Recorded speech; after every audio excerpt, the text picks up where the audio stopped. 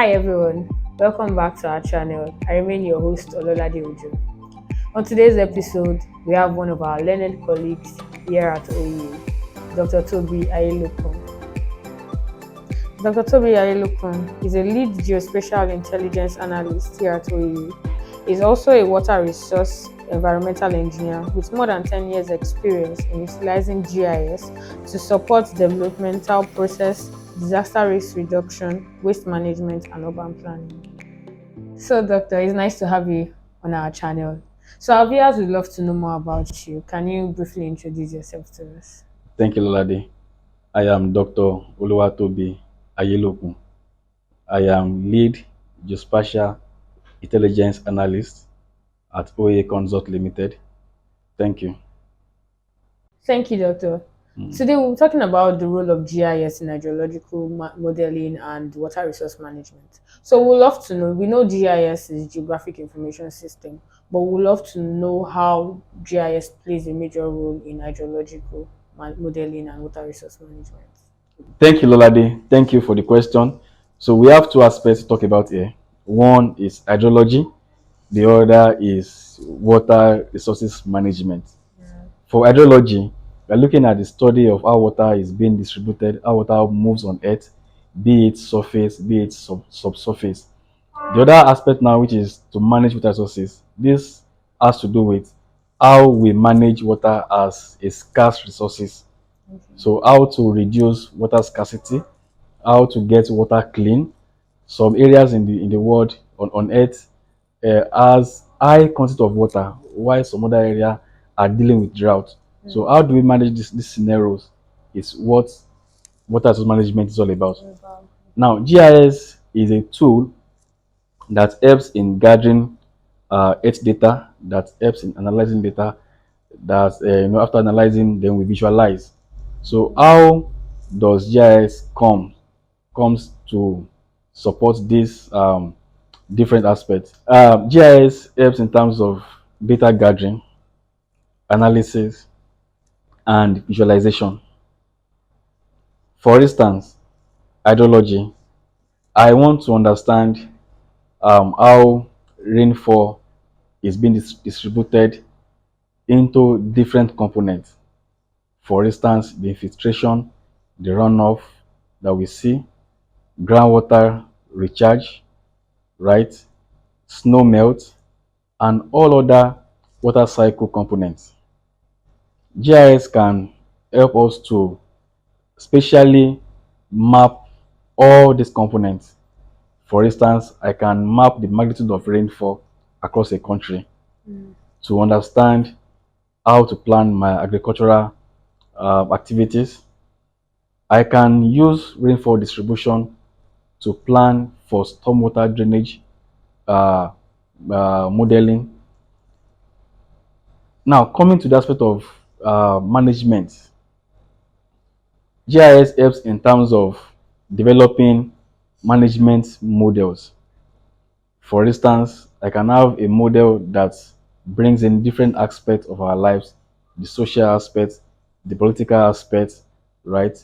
The usage aspect, and then put them into this model and be able to simulate different scenarios.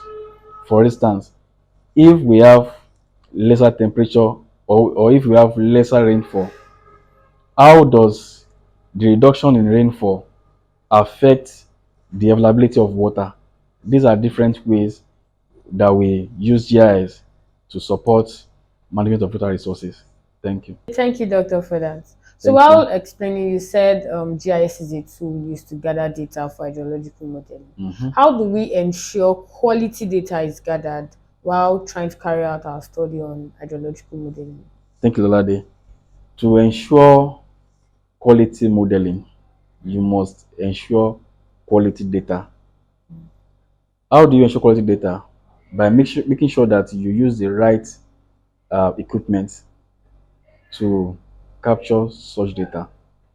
For you to model different water systems, you need variety of data.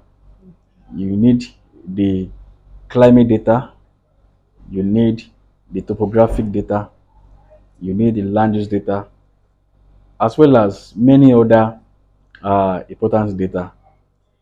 Let me talk about the topography, for instance. Your spatial resolution will determine the accuracy of your model in capturing the physical terrain of an environment. So terrain affects the runoff, it affects some other hydrological variables that would affect your model output. So aiming for high spatial resolution data would ensure that you get quality output. Let's talk about the land use, for instance, now. GIS helps in mapping accurate land use data, Okay. and therefore, if you don't have accurate data, for instance, let's say the accurate zoning data, let's say the accurate land cover data, that means that your model would not perform optimally. Thank you. Okay, thank you very much, Doctor, for that. Thank you. So, now in hydrological modeling, how can this help to identify flood-prone areas and also manage risks after flood has happened? Okay. So GIS supports flood modeling, Okay. right? Now, your model will do one thing, and that is to help you quantify the magnitude of water you should expect that could cause flooding issue. Now, what the model does for you is to help you simulate the hydrograph. The hydrograph is simply the relationship between your flood magnitude and time. Okay. This helps the engineer to design uh, optimized solution, both in terms of the economy and in terms of the infrastructure, to act as a conveyance system that takes away flooding water or flood water from uh, places where people could be affected. So, in a nutshell, your model would help to quantify flood magnitude, as well as their return period or the probability of them occurring. And this helps engineers to design the appropriate conveyance system to take away such from affecting people. Thank you. Oh, thank you once again, Doctor. So, what are the challenges you faced Mm. in GIS and also carrying out your hydrological modeling as a whole? Thank you, Lolade. Yeah. There are many challenges when it comes to GIS, agricultural modeling, and how they are being applied to solve environmental issues. The major one is data collection or data availability. We find out that for most projects in Nigeria, you always find out that data is not available, Mm.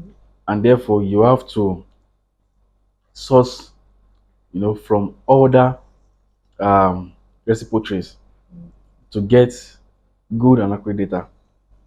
Challenges could run from the issues of power, electricity, to the issue of computing power, to the issue of getting corporations from indigenous people when your project, affects indigenous people, persons.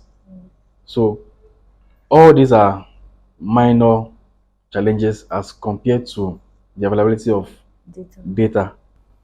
Thank you so much, Doctor. It was You're great welcome. having you You're here welcome. with us. So, do you have anything you love to add to all that's been said? Yes, I love to. So I want to conclude by saying that GIS is a very robust tool Mm. in terms of the hydrological modeling, Okay. and I want to advise practitioners, uh, especially the younger ones, those coming up, Mm. that they need to encourage an environment where GIS can be used in a much more efficient way. Yeah. Thank you. Thank you very much, sir. Thank you. And thanks to you guys for staying tuned to our channel. I hope you enjoyed today's episode. Don't forget to like our videos, comment on topics you want us to talk about, and click on the subscribe button. See you in our next video.